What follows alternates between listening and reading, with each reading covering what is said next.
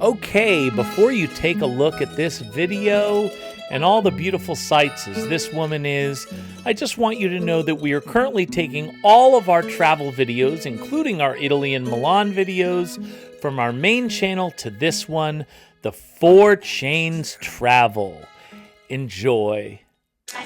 Okay, so we did find a restaurant. I think that one of the good tricks that you can do, unless you've picked out your restaurants ahead of time with a guidebook, which I think is an excellent idea, is to use a review app. Like in this case, we used TripAdvisor. We were at a restaurant that was closed. So I went to TripAdvisor and I hit search nearby, and then I could see the ratings of the restaurants, and they default to ranking them by their ratings. And so this one was 7-minute walk. It's called Noblesse Oblige. Never been here before, but it's a highly rated restaurant, obviously. I think what I'm going to do is show you, I already made it for myself, but I'm going to show you how to make an oliera for your bread. One of the few Italian things I need to know. So, the first thing you do is put a little olive oil there, and then you put some balsamic vinegar in. This is very strong, so you put some balsamic vinegar in it, and then you put pepper. Now, if you didn't know this was pepper, you might do as we did, because we didn't know it was pepper, and try to figure out what the heck it is for about 25 minutes. But it is pepper in a wine bottle. And do you want to show what kind of wine we're having? Yeah, sure. So this is Rosso di Montalcino. The more famous version of this is called Brunello di Montalcino, and actually this is a good time for me to point out something that a lot of people ask about, particularly if they're in Italy or if they're in Paris, which is these wine rankings here. I don't know if you can close up. You can see that this is DOC, right?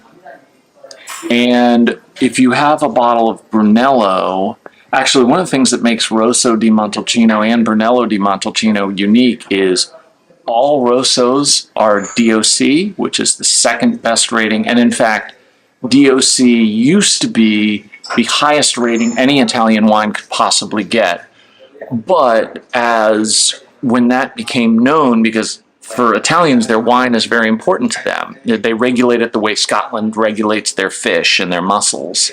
And so other companies started, winemaking, vineyards started making their wine. All of them wanted to make it to the standard of DOC so they could, have the accompanying sticker. And you won't find a false sticker like this. The ramifications for saying you're DOC and you're not don't exist. So, are too bad. And no winery would risk that.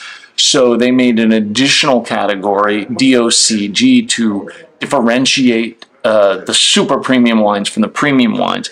And it's not an opinion thing. There are very specific qualifications that you need to meet in the process of creating the wine to be able to have this designation. And essentially the difference between Rosso di Montalcino and Brunello di Montalcino is that Brunello takes longer to age, and that's the main thing that reaches the category of, that gets at the DOCG. Rosso, it doesn't age as long. It's a fruitier wine. Actually, Angie sometimes prefers Rosso di Montalcino to Brunello. I like the drier wine, so I prefer Brunello, but we thought this would go better with our meal, which is coming right now. All right. Fantastic. So that's the... Sì, grazie. She got some contorni and insalata. Oh, that's hers.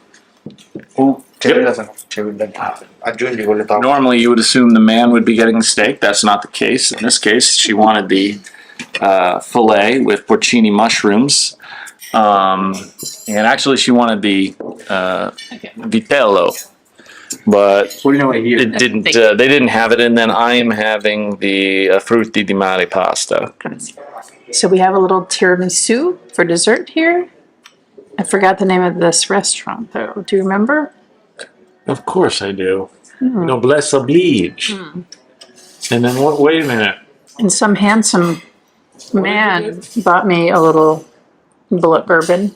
So wait a minute. We drank an entire bottle of Rosso di Montalcino, incredibly expensive wine. Oh, I'm sorry. There's still a sip left. And you ordered bullet bourbon? No, some man bought this for me. He went up to the bar. So Wait, what? the waiter comped us some limoncello. Okay, you want to explain what just happened? So we almost got pickpocketed. Pickpocketed? So he was touching my pocket? Explain the exactly camera what that Jim happened. is holding almost was stolen out of the camera bag because we were walking on the street after dinner. This is the camera bag I had it in. I wish we would have had it on video. This would have gotten more views than any video we've ever had. Because he was trying to steal the camera. So just explain to him what happened. Explain what walking- happened we in were- concise language. first of all, Angie's drunk. I want to give you the heads up. well, you saw what the waiters gave us, but I have to preface this by saying this morning we were at a supermarket and saw a guy got busted for shoplifting a 4-pack of Heineken. That's true. That was actually And very entertaining. The cashier was a female. The guy stealing was a guy, and he tried to leave, and she snatched him up and She started said, yelling at him. Zaino aperta, like open your backpack. And she opened it, and then he had a 4-pack of Heineken. So explain anyway, what just happened from your point of view. So this woman inspired me. So we were walking down the street, and I turned and saw that someone had their hand on the camera bag and was trying to unzip it. And I started screaming at the guy and yelling at him. There was 2 guys there. And then Jim, what did I think? Jim chased him down the block and scared the living shit out of him. And I was saying to his friend, "Are you with him? Are you with him? Well, you better get in that store. You better get your..." Anyway, nothing was stolen, but we were this close to being a victim of theft and pickpocketing. So just from my point of view, so all of a sudden I hear Angie yelling at some guy, and I turn around, I see him, and obviously my first assumption is that he touched her. So, I'm going to obliterate that guy. What nobody in Italy knows, and I guess actually you guys don't know, is like, I trained fighting for an awfully long time, and I know what's going to happen. You trolls are going to go on the internet and find out that my MMA record is 6-7, and I have a losing record, and that looks really bad to trolls on the internet. But what you guys need to understand is, like, 2 of those losses were to Ruben Machado, like 5-time world champion. Like, and I get it. Like, he beat me decisively, and I get it. But like a guy on the street, like, I'm going to obliterate that guy. So I thought he touched my wife, and I ran after him. Boy, this guy had some speed. And then I came back, and Angie's yelling at some other dude. And so then I approached him and let him know that he was in physical danger, and he could tell by the look in my eyes that that was actually the case. Okay, I am going to stop the tape right now because I do not want this video to be anti-Milan. There's a lot of beauty in Milan and a lot of stuff to see. And I certainly, because I have a lot of nephews, I do not want to glamorize violence whatsoever. So I do want to clarify a few things. First of all, yes, we got mugged, but you could get mugged in any big city in any country. And we were very fortunate that I was just in a position where I could defend myself, and I have a wife who never backs down for anything. I don't want this to be a situation where you think that I walked away from a crime. Right after guy number 2, I consulted the restaurant goers and said, "Hey, I'm not sure how you handle this. Should we call the police?" And they said very clearly that that's how we handle it. And there's no need to call the police. The police know who these guys are. So I also want to point out that there is a lot of beauty in Milan, and you shouldn't not go because of this incident. First of all, as you can see, the Duomo here,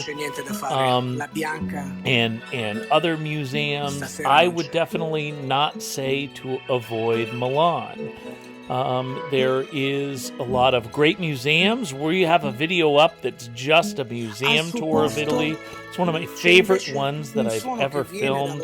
We're going to put videos up talking about the restaurants in Milan that I love and other particular cities that I love dining in. But also, we're going to do a Milan video just on a tour of the Duomo and the unbelievable shopping, because I know that that is a place that people go, the Galleria there.